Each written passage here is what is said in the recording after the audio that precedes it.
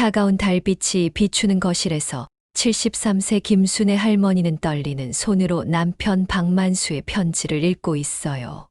편지에는 충격적인 내용이 적혀 있죠. 순애야, 나 다른 여자랑 새로 시작할 거야.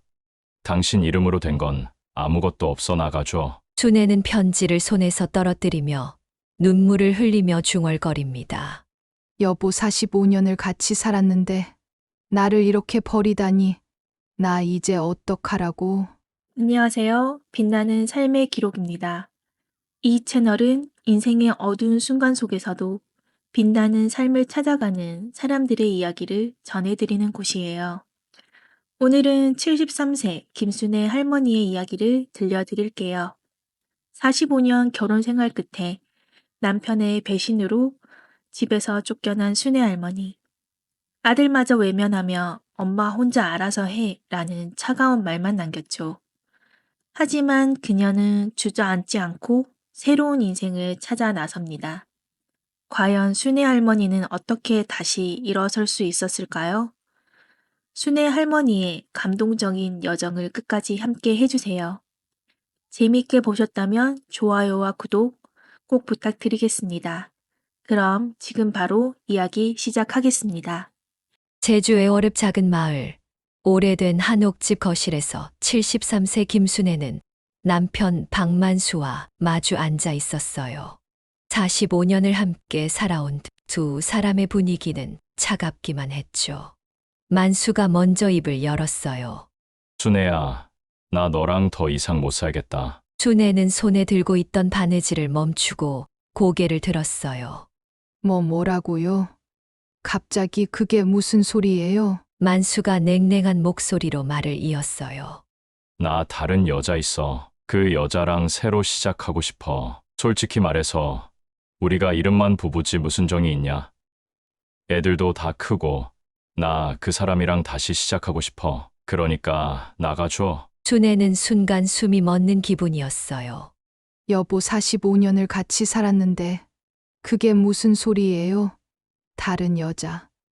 그냥 나가라고요. 결혼하고 지금까지 집안일만 하고 애들만 키웠는데 그냥 나가라고 하면 어쩌자고 그러는 거예요? 만수가 자리에서 일어나며 퉁명스럽게 대답했어요. 그래서 안 나가고 버틴다고?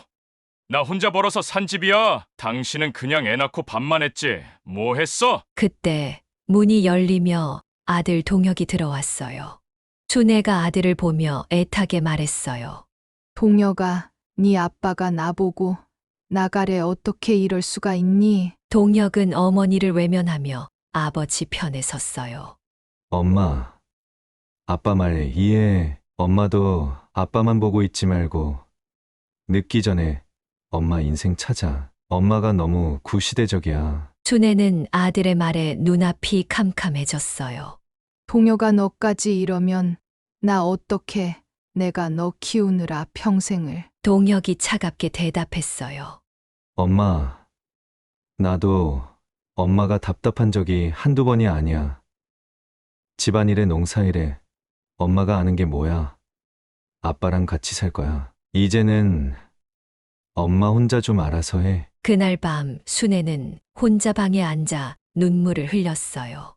문득 남편의 서랍에서 비밀리에 숨겨둔 편지를 발견했죠. 편지에는 만수와 다른 여자의 관계가 적혀 있었고 재산을 모두 그 여자의 명의로 바꿨다는 내용이 있었어요. 순애는 떨리는 손으로 편지를 내려놓으며 중얼거렸어요. 여보 당신이 이렇게까지 나를 배신할 줄 몰랐어. 나 이제 어떻게 해. 그녀는 창밖을 바라보며 조용히 눈물을 흘렸어요. 달빛이 비추는 귤나무는 더 이상 따뜻하게 느껴지지 않았죠. 며칠 후 순애는 이혼 서류에 도장을 찍고 집을 나섰어요. 손에는 작은 가방 하나뿐이었죠. 그녀는 마지막으로 집을 돌아보며 눈물을 흘렸어요. 45년을 살았던 집인데 나 이제 어디로 가야 하나. 이 집에서 동혁이 첫걸음마도 했는데. 문 밖으로 나오자 차가운 제주 바람이 순애의 얼굴을 스쳤어요. 그녀는 갈 곳이 없었어요. 친구도 돈도 아무것도 없었죠. 동혁에게 전화를 걸어보려 했지만 전화는 계속 받지 않았어요. 동혁아, 엄마야, 제발 받아줘. 엄마, 지금 너무 무서워. 결국 순애는 근처 찜질방으로 향했어요. 찜질방 입구에서 입장료 8,000원을 내자 주머니에는 2,000원밖에 남지 않았죠. 그녀는 얇은 이불을 덮고 차가운 바닥에 누웠지만 눈물이 멈추지 않았어요. 주변 사람들은 삼삼오오 모여 웃으며 이야기를 나누고 있었지만 순애에게는 그 웃음소리가 더 큰 외로움으로 다가왔어요. 옆에 앉아있던 아주머니가 순애에게 말을 걸었어요. 할머니, 왜 이렇게 우세요?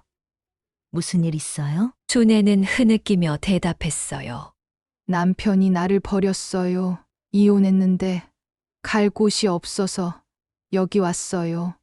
나 이제 어떻게 살아야 할지 모르겠어요. 아주머니가 한숨을 쉬며 위로했어요. 세상에 그 나이에 어떻게 그런 일이 할머니. 너무 마음 아파하지 마세요. 뭐라도 해볼 거 없어요?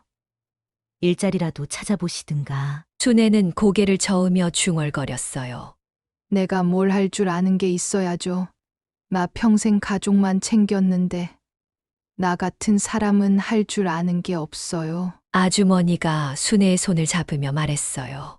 할머니, 나도 젊을 때 힘들었을 때가 많았어요. 근데 포기하지 말아요. 우리 나이에도 할 수 있는 거 많아요. 우선 좀 쉬고 내일부터 뭐라도 찾아보세요. 순애는 아주머니의 말에 고개를 끄덕였지만 마음은 여전히 무거웠어요.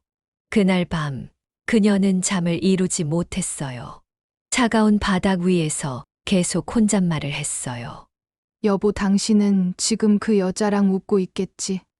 나 이렇게 버려졌는데, 나 잘못한 거 없는데, 왜 나만 이렇게 아파야 해? 다음 날 아침 순애는 찜질방을 나와 길거리를 헤맸어요. 시장 근처를 지나가다 쓰레기통을 뒤지던 노숙자를 보고 눈물이 터졌어요. 나도 저렇게 될까 봐 무섭다. 나 이제 어쩌나. 그때 시장 한쪽에 붙어 있는 청소 일자리 구함 전단지를 발견했어요. 순애는 떨리는 손으로 전단지를 떼며 중얼거렸어요. 나라도 나를 지켜야 해. 내가 할 수 있는 거라도 해야지. 그녀는 전단지에 적힌 번호로 전화했어요. 수화기 너머에서 들려오는 목소리의 순애는 조심스럽게 말했어요. 저 청소 일자리 구한다던데, 저 할 수 있을까요? 나이 많아도 괜찮아요? 며칠 후 순애는 노인복지센터에서 청소 일을 시작했어요. 새벽 5시에 일어나 빗자루를 들고 복지센터 바닥을 쓸며 하루를 시작했죠. 손이 거칠어지고 허리가 아팠지만 순애는 이를 악물었어요. 내가 여기서 쓰러지면 안 돼. 이제는 나 혼자야. 힘내자, 순애야. 복지센터에서 급식소 봉사를 하던 중 순애는 또래 할머니 윤 여사를 만났어요. 윤 여사는 활기찬 성격으로 복지센터에서 인기 만점이었죠. 그녀가 먼저 순애에게 다가가 말을 걸었어요. 순애 씨, 여기서 봉사하는 거 처음 봐요. 나 윤 여사예요. 같이 밥 나눠줄까요? 순애는 수줍게 웃으며 대답했어요. 네, 저 일한 일이 처음이라 잘 못하지만 열심히 해볼게요. 잘 부탁드려요. 윤 여사님. 윤 여사는 밥그릇을 나눠주며 순애에게 물었어요. 순애 씨, 근데 표정이 왜 이렇게 어두워요? 무슨 고민 있나? 나한테 말해봐요. 순애는 잠시 망설이다가 조용히 입을 열었어요. 저 이혼했어요. 남편이 다른 여자 만났다고 나가라고 해서 지금 갈 곳도 없고 여기서 청소 일하면서 겨우 살아요. 윤 여사가 눈을 동그랗게 뜨며 말했어요. 세상에 그 나이에 어떻게 그런 일이 순애 씨, 정말 힘들었겠어요. 근데 여기서 이렇게 열심히 일하는 거 보니까 나 진짜 대단하다고 생각해요. 순애는 눈물이 고이는 걸 참으며 대답했어요. 대단하다니요. 나 그냥 하루하루 버티는 거예요. 나 같은 사람은 할 줄 아는 것도 없었어. 윤 여사가 순애의 손을 잡으며 활기차게 말했어요. 순애 씨, 우리 나이에도 할 수 있는 거 많아요. 나 노인대학 다니는데 거기서 배운 것도 많고 친구도 많아졌어요. 우리 늙어서도 배울 수 있어. 순애 씨도 같이 가보자고. 순애는 윤 여사의 말에 눈이 동그래졌어요. 노인대학이요. 나 같은 사람도 다닐 수 있어요? 나 공부라고는 초등학교밖에 안 했는데. 윤 여사가 웃으며 고개를 끄덕였어요. 그럼요. 나도 처음엔 겁났지만 막상 가보니까 다들 비슷한 처지더라고. 순애 씨, 나 따라와 봐요. 같이 가입하자고. 그날 오후 순애는 윤 여사와 함께 노인대학에 대해 알아봤어요. 복지센터 한쪽에 붙어 있는 노인대학 전단지를 보며 윤 여사가 설명했어요. 여기 봐요. 순애 씨. 디지털 교육, 요리 교실, 서예 교실 이것저것 많아요. 우리 같이 디지털 교육부터 들어보자. 요즘 세상에 스마트폰은 필수잖아요. 순애는 전단지를 손에 들고 조심스럽게 미소를 지었어요. 나도 뭔가 할 수 있을지도. 처음으로 누가 나한테 손 내밀어주는 기분이야. 그날 밤 순애는 찜질방에서 잠을 자며 처음으로 희망을 느꼈어요. 그녀는 작은 노트를 꺼내 들고 조심스럽게 적었어요. 오늘 윤 여사라는 좋은 사람을 만났어. 내가 노인대학이라는 곳을 가게 되다니 인생의 마지막이 아니라 다시 시작이야. 창밖으로 보이는 달빛이 그녀의 얼굴을 비췄어요. 순애는 눈을 감으며 조용히 중얼거렸어요. 나도 할 수 있을 거야. 나 이제 나를 위해 살아볼 거야. 노인대학 첫날 순애는 윤 여사와 함께 교실에 들어섰어요. 교실은 또래 할머니, 할아버지들로 가득했죠. 순애는 낡은 옷을 입고 어색하게 앉아 있었지만 윤 여사가 옆에서 손을 잡아주며 웃었어요. 순애 씨, 긴장하지 말아요.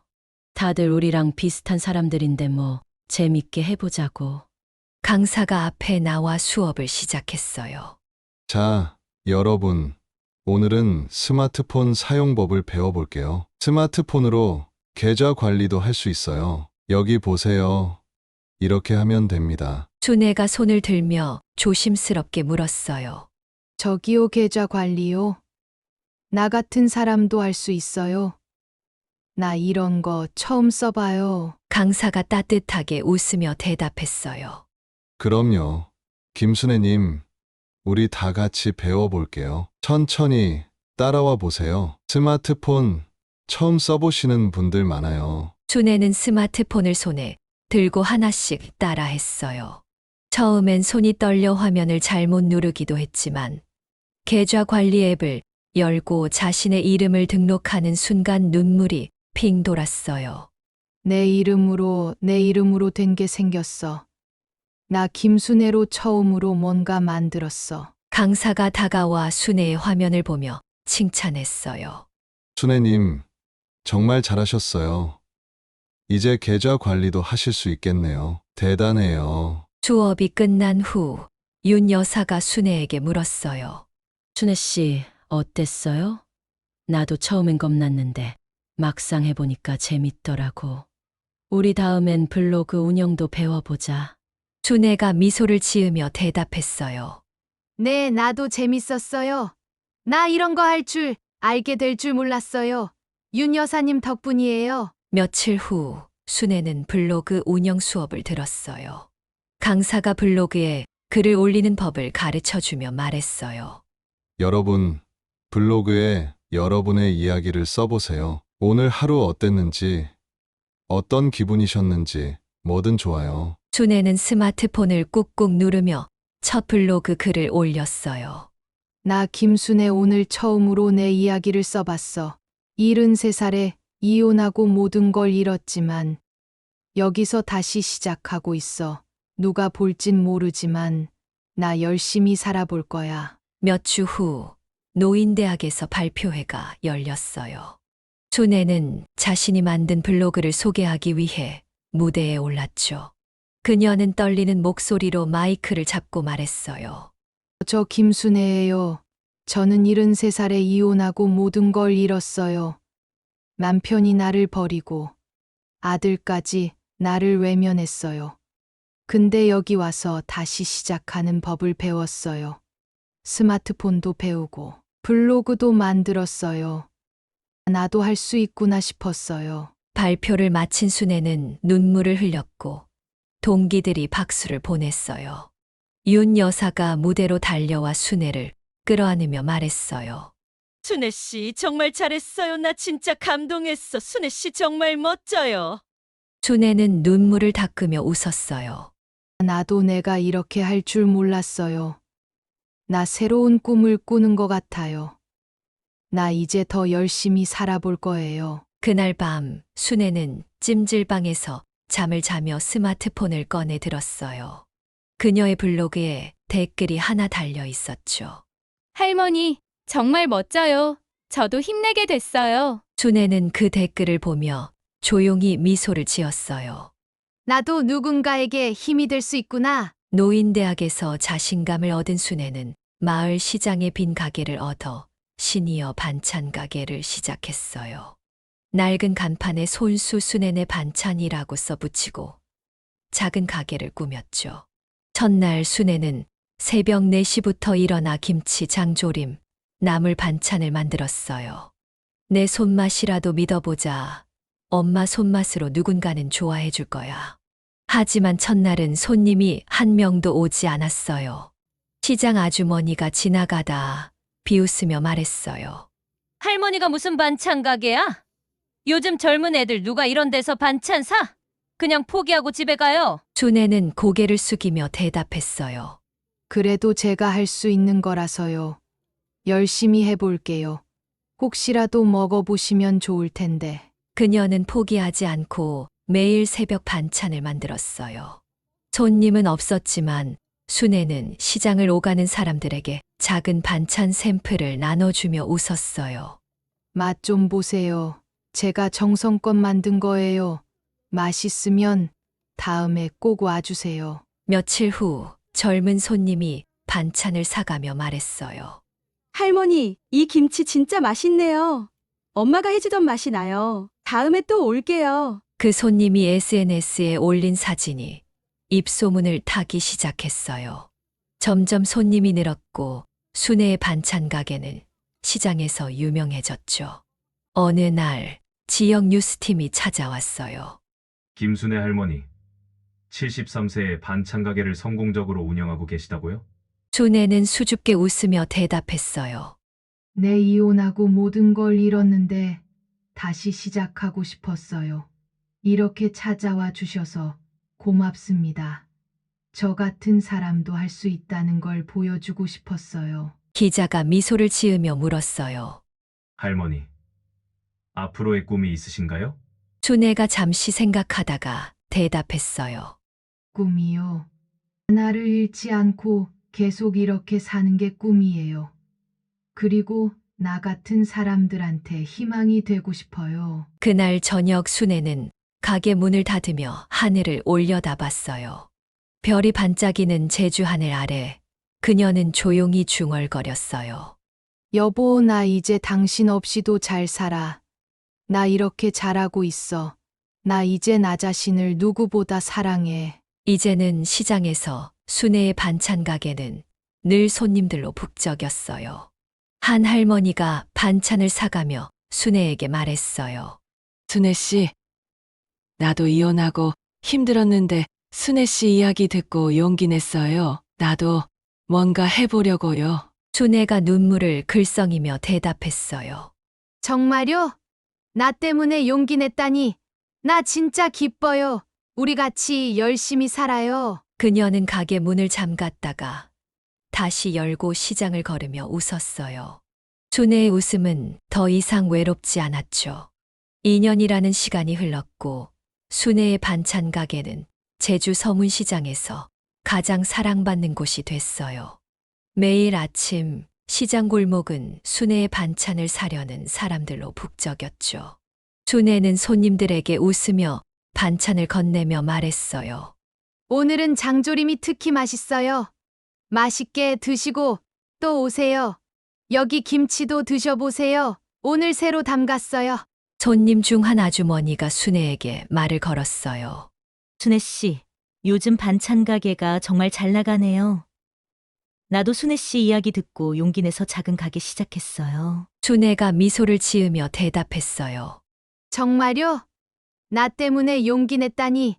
나 진짜 기뻐요. 우리 같이 열심히 살아요. 아주머니. 그날 오후 가게 문이 열리며 익숙한 얼굴이 들어왔어요. 바로 만수와 동혁이었죠.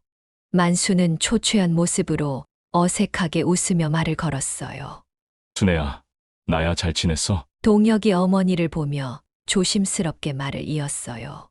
엄마, 우리 아빠 사업이 잘 안 돼서 힘든데 이 가게 같이 하면 안 될까?